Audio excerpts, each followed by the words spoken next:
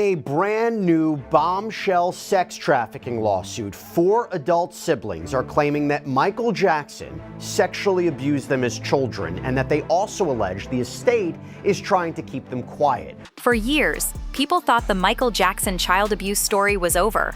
The trials ended, the headlines faded, the world moved on, or at least pretended to. But now, just when Michael Jackson's legacy seemed settled, a new federal child sex trafficking lawsuit is dragging everything back into the spotlight. And this time, the voices coming forward are the Cascio family, 4 siblings who once stood close enough to call him family. Edward, Dominic, Marie Nicole, and Aldo Cascio are now making allegations against the Michael Jackson estate, seeking $200 million in damages, claims that reach across years of private access at Neverland Ranch, trust and fame. 4 adult siblings have just filed an official lawsuit against the estate of Michael Jackson and others in a bombshell sex trafficking lawsuit. Claims that are already dividing fans, critics, and longtime defenders all over again. And here's where this gets heavy. Watch till the end, because we're going to break down the one detail inside this new lawsuit that's splitting people right down the middle. The reason some believe this changes everything, while others insist it's just history repeating itself for money and attention. This isn't just another headline about the past. It's a collision between memory and legacy, between accusations describing grooming and secrecy during the Dangerous World Tour and History World Tour, and a powerful estate with attorney Marty Singer pushing back just as hard, calling these claims nothing more than a desperate money grab. Because once you look at what the Cascio siblings are saying now, and what they said for years before this in Frank Cascio's 2011 book, My Friend Michael, Defending Jackson, the question stops being what happened back then. It becomes why this battle is exploding again right now. What makes this situation different is how personal it feels. Here's a quote from the lawsuit. Michael Jackson was a serial predator who over the course of more than a decade drugged, raped, and sexually assaulted each of the plaintiffs, beginning when some were as young as 7 or 8. These aren't strangers stepping forward decades later. The Cascio family were part of the inner circle for years, close enough to be trusted, close enough to be welcomed into private spaces at Neverland Ranch, and even Elizabeth Taylor's Switzerland home that most people never saw. And that history is exactly why the new claims hit so hard. According to the federal lawsuit filed by attorneys Mark Garagos and Howard King, the siblings describe experiences that they say felt normal at the time but later took on a different meaning as they grew older. Moments framed as friendship, mentorship, or generosity are now being described through a completely different lens, especially after watching the 2019 HBO documentary Leaving Neverland. That shift is what's dividing the public. Supporters of Jackson argue that this isn't new, that similar accusations from Wade Robson and James Safechuck have surfaced before and were challenged in court. Critics say the number of voices coming forward again forces people to ask difficult questions, even if the answers remain unclear. And then there's the timing. Why now? Why after years of silence, years of public support, and years where the story seemed finished after Jackson's 2005 trial acquittal? That question hangs over everything, because once people start wondering about motive, the debate stops being about the past alone. It becomes about what changed, and what changed might be the most uncomfortable part of all. Edward, Dominic, Marie Nicole, and Aldo Cascio allege that Jackson, Michael Jackson, who died in 2009 at the age of 50, quote, groomed and brainwashed them as children. Because for years, these same Cascio siblings were known for defending Michael Jackson publicly.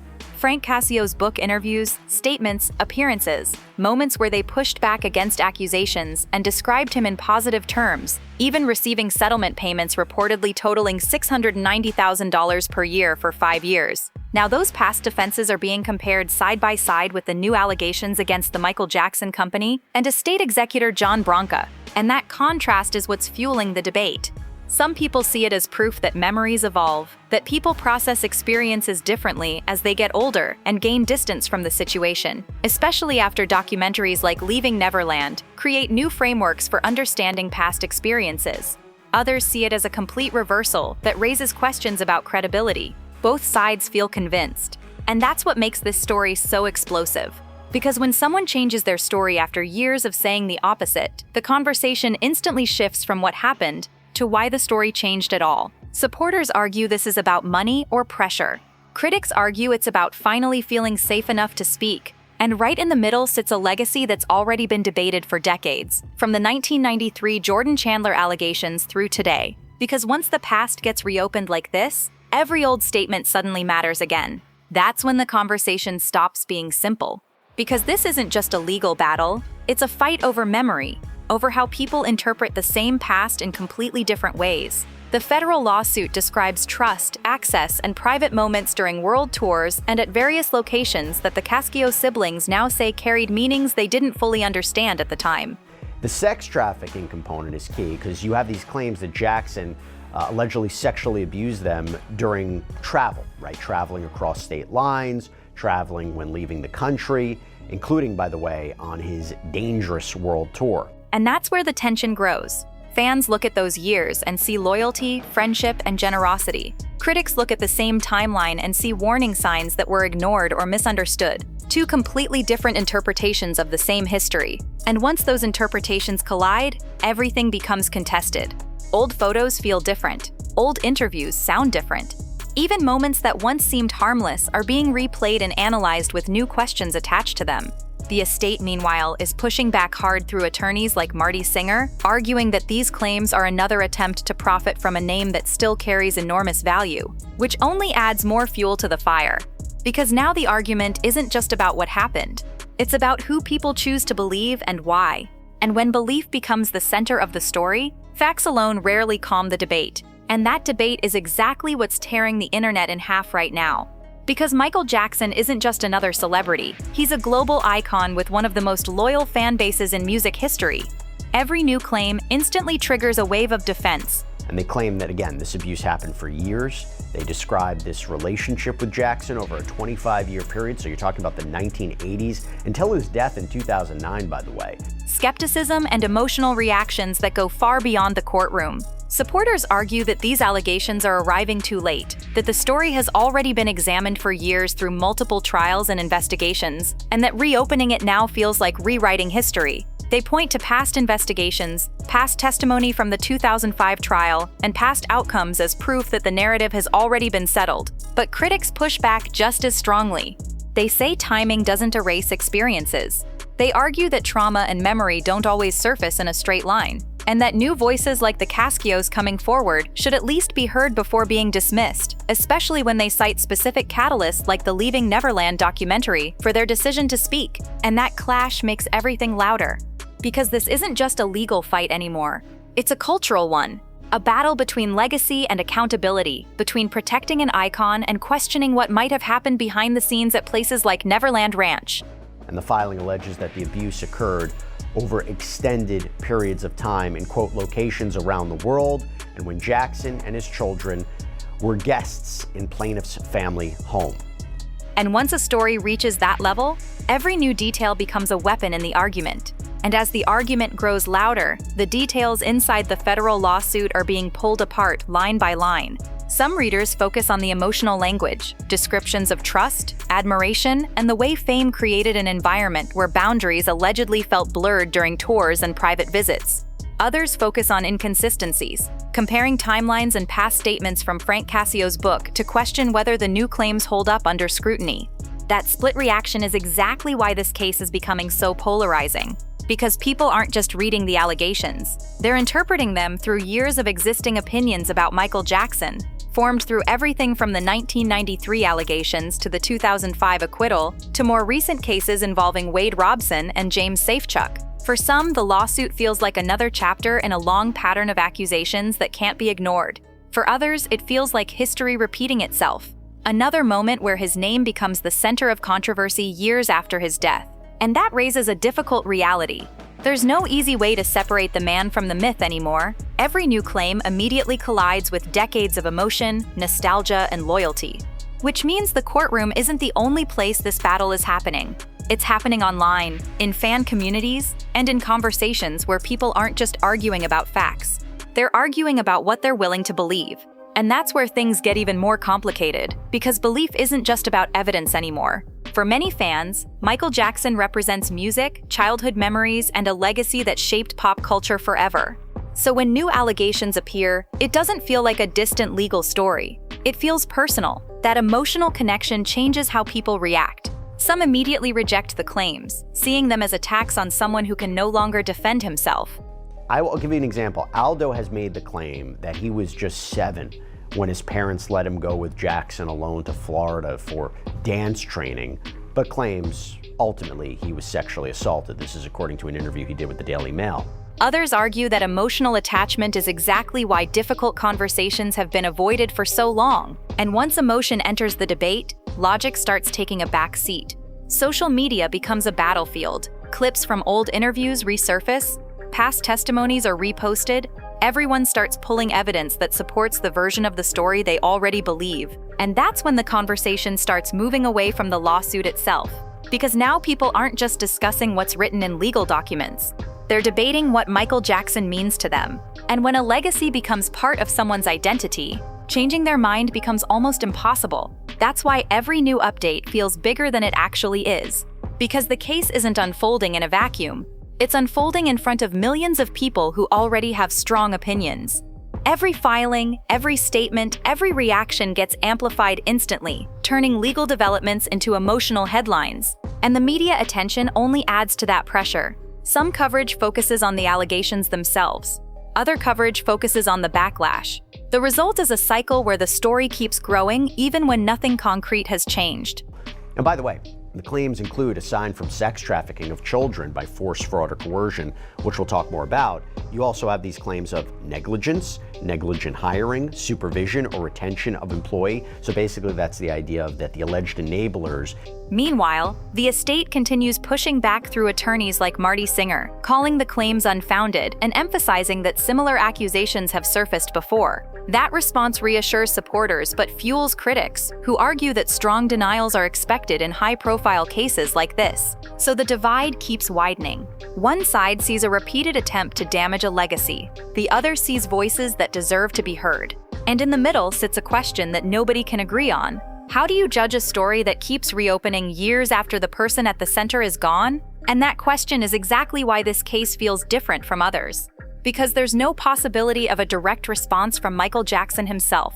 Everything now comes through lawyers, estates, past interviews, and people interpreting events from years ago. That absence creates a vacuum, and vacuums get filled with opinion. Some people argue that this makes the allegations harder to evaluate fairly. Others say it makes it even more important to listen carefully to those coming forward now. Either way, the debate keeps intensifying. Old documentaries like Leaving Neverland get revisited. Past court cases get reanalyzed. Fans and critics pull up different pieces of history, each claiming they prove something definitive. But the more people dig, the less clear the story seems. Because history isn't static. It gets reinterpreted depending on who's telling it and what they believe it means. And that's why this moment feels so charged. It isn't just about new claims from the Cascio family. It's about reopening a conversation that many people thought had already reached its ending. And reopening that conversation comes with consequences. Because every time the story resurfaces, it reshapes how new generations understand Michael Jackson's legacy. They had a duty to protect these siblings, and they failed. They had a duty to not create an environment where Michael Jackson would have allegedly done this. You have intentional infliction of emotional distress, breach of contract, fraud, breach of fiduciary duty, rescission, and declaratory judgment. People who weren't alive during the original controversies are now discovering the debate through clips, headlines, and social media arguments that compress decades of history into a few minutes of content. That creates a strange tension. Longtime fans feel like the past is being rewritten by people who didn't live through it. Younger viewers feel like they're finally seeing information that was hidden or ignored before. Two completely different perspectives, both convinced they're seeing the truth. And while the legal battle moves forward slowly, the cultural battle moves fast. Opinions form instantly, narratives harden. And once someone picks a side, it becomes harder to consider anything that challenges it. That's why the conversation keeps escalating, even without new revelations. Because this isn't just about what happened years ago. It's about who gets to define the story now. And that fight over who defines the story might be the real reason this case feels so intense. Because legacy isn't just about facts, it's about ownership. Fans feel they're protecting the memory of an artist who changed music forever. Critics feel they're pushing for accountability and recognition of voices they believe were ignored. Both sides think they're defending something important. And that's why the conversation rarely moves forward.